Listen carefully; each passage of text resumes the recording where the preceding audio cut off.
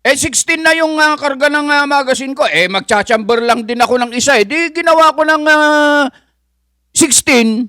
Gayon din yun 15 yung karga ng magazine ko. Tapos kukuha ko ng isa, kakargaan ko ng isa. Tapos papalitan ko, lalagyan ko ng 15. Di parehas lang din. Mali po yun mga idol. Hindi po tama yun. Hindi po tama yun. Labag po sa rules yun. Dapat 15 lang. Okay, kung magcha-chamber ka, mag-chamber ka ng isa.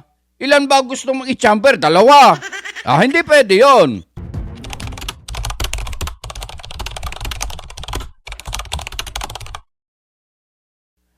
Magandang araw mga idol at mga kabeng-beng. Meron tayong sasagutin ngayon na isang comment at merong kasing nagre-request na i-content natin ito para na rin sa kaalaman ng iba nating mga kasama na gustong pumasok sa ganitong division. Sabi niya rito, ito pala ay si Sir Aaron Noto. Sir Jazz, pa-content nga din yung sa optics division. Kung ang gamit mo ay production optics lang, then isasali sa optics division. Rules and numbers of ammunition. So mga idol, ang tinatanong niya rito, kung sakali yung baril niya, gamit niya ay nasa uring production optics. And then gusto niyang isali doon sa optics division. Parang ang tinatanong niya rito, kung ano ba ang rules tungkol doon at ilan ang bala na ilalagay sa magazine. Parang gano'n. Nakuha ba natin o hindi, mga kababayan? Siguro naman, natsyamba natin yung gusto niyang mangyari. Pero ito, nag-research po ako kasi mahirap naman na tayo ay magsasabi ng kuro-kuro dito. Hindi pwede yung palapalagay dito mga idol Kailangan na nakabase tayo sa mga rules ng ang pinag-uusapan natin dito mga idol ay EPSIC rules EPSIC rules po ang pinag-uusapan natin dito. Ang sabi dito mga idol sa ating na-research sa ilalim ng opisyal na panuntunan ng EPSIC Handgun Optics Division, walang limitasyon. Walang limitasyon sa bilang ng bala. No maximum ammunition capacity. Ibig sabihin, maaari mong ikarga sa iyong magazine kahit ilan na kayang kargahin ng iyong magazine. Mga idol dapat nagkakaintindihan tayo doon. Baka naman gusto nyo pang pumunta ako dyan para i-explain ako sa inyo. Sapat na siguro ito mga idol Ang ibig sabihin, maaari mong punuin ang magazine hanggang sa maximum na kaya nitong ilaman. Karaniwang umaabot sa 20 o 20 rounds hanggang 24 rounds. Depende sa caliber at syempre depende sa spring mo. Kapag yung spring mo maliit lang, maraming ikakargahin yan. Mga idol mga kabeng-beng, malinaw tayo dyan. Gayunpaman, ulitin ko, gayunpaman, mahigpit na ipinatutupad ang sumusunod na limitasyon sa iyong mga setup upang hindi ka ma-disqualify o malipat ng division. Ano-ano yung mga limitasyon na yan? Ito, limitasyon sa sukat ng magazine. Ang tunay na naglilimita sa dami ng bala ay ang pisikal na sukat ng magazine na sinusukat gamit ang opisyal na EPSIC gauge. Mga idol tandaan nyo yan. Sa double stock handgun, ang minimum na haba ng magazine kasama ang base pad. Tandaan nyo yun kasama ang base pad ay 141.25 millimeter. Gaano kahaba yan? Ganito yan, oh. Ayan. Yan ay eksaktong 141.25 millimeter. Ayan, ganyang kahaba. Susukatin nyo, ha. Pag sumobra po kayo dyan, sa sukat na yan, na ibinibigay o sang-ayon sa alituntunin at panuntunan ng IPSIC, malilipat kayo sa division. Mapupunta kayo sa open division. Mga idol, ha, tandaan nyo yan. Ang single stock handguns, eto, ha, ang single stock handguns, pwede rin palang isali ito sa optics division, mga idol. Pinapayagan ang mas mahabang sukat na hanggang 170 millimeter. Yung magazine ang pinag-uusapan dito, mga idol, ha.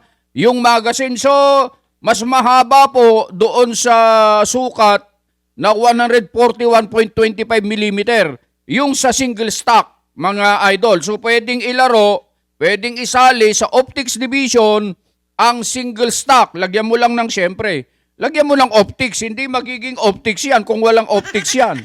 Ha? Nagkakaintindihan tayo dyan, mga idol. Eto pa, meron tayong karagdagang mga paalala sa match kung sakali maglalaro po kayo sa division ng optics.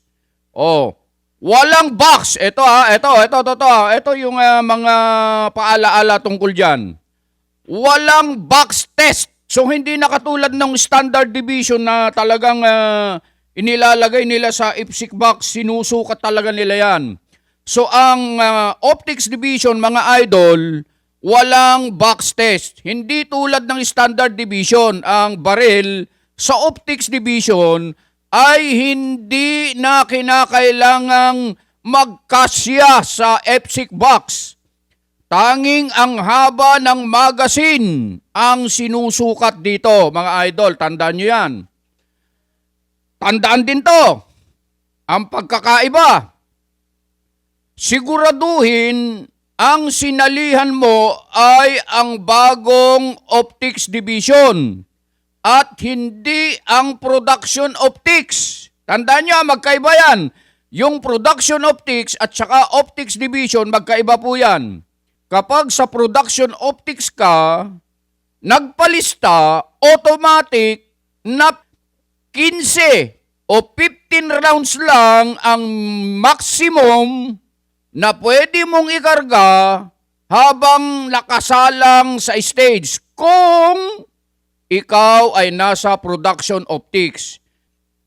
Ang tanong naman dyan na, Kadyas, kung production optics ang tinatanong dyan, ang dami mong sinasabi, division, standard optics yan Optics division yan. Ang tanong nga kanina pa yan production optics, hindi mo naman sinasagot yan. Ito na sagot yan, mga idol, ha. Kapag ang baril mo ay inirehistro mo, halimbawa, production optics ka, di ba pag production optics, 15 lang ang bala na pwede mong ikarga sa magazine. Hindi pwedeng 16, hindi pwedeng 17, 16 na yung karga ng magazine ko. Magcha-chamber lang din ako ng isa. Di ginawa ko ng 16. Gayon din yun 15 yung karga ng magazine ko. Tapos kukuha ko ng isa, kakargaan ko ng isa. Tapos papalitan ko, lalagyan ko ng 15. Di parehas lang din. Mali po yun, mga idol. Hindi po tama yun. Hindi po tama yun. Labag po sa rules yun. Dapat 15 lang. Okay, kung magcha-chamber ka, mag-chamber ka ng isa. Ilan ba gusto mong i-chamber? 2. Hindi pwede yon. Isa lang ang i-chamber mo, then papalitan mo ng 15. Sa production optics. Ito nga yung tanong, ang kulit mo naman, Kadyas Production optics nga yung baril ko. Gusto kong ilaro sa optics division. Kapag inilaro mo ang baril mo, na bubulol-bulol na ako, kapag inilaro mo ang baril mo sa optics division, walang limitasyon ang bala.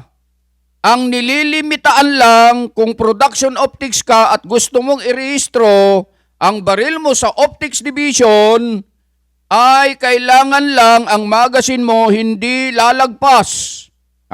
Hindi lalagpas sa 141.25 millimeter. Yung haba ng magazine mo, ganyan dapat. Hindi dapat sumobra dyan. Yun ang rules dyan. Paano yung safety? 'Di ba sa production optics, kapag option 1,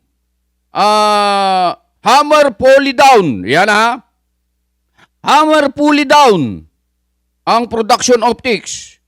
Inirehistro ko po. Ilalaro ko sa optics division. Hindi na ganon. Kapag ang baril mo, production optics, at inilaro mo sa optics division, kapag nag-option 1 ka, o ang tawag nila ay condition 1, kapag naka-load ka na, yung safety mo, i-on mo, itataas mo yung safety mo, pero hindi mo na ipupuli down yung hammer mo. Nagkakaintindihan tayo dyan mga idol Sa production optics kasi, hammer pulley down. Kapag optics division ka, hindi mo na kailangan gawin yon. Ang kailangan mo lang gawin, iangat mo yung safety mo. Naka-on dapat ang safety. Lahat naman pagka option 1 naka-on ang safety. Kapag sa division ng optics division, PCC, classic, ayan, standard division, yung mga yan, open, naka-on lahat yan. Ang naiiba lang mga idol, yung production optics, naka-hammer pulley down yan. So, yun yung mga dapat nating tatandaan mga idol Sana nakatulong itong video ito. Kung sa palagay mo ay nakatulong naman, pa-like naman. Isang like lang, tsaka isang subscribe, o kaya i-share mo na din para pakinabangan ng ating mga kasamang mga kabengbeng ang video ito at nang matuto sila sa kung ano yung mga tuntunin, alituntunin kapag sila ay papasok sa division o gusto nilang maglaro sa optics division. Hanggang doon lang mga idol at sana ay nakatulong itong video ito. Maraming salamat and kita-kita tayo sa range.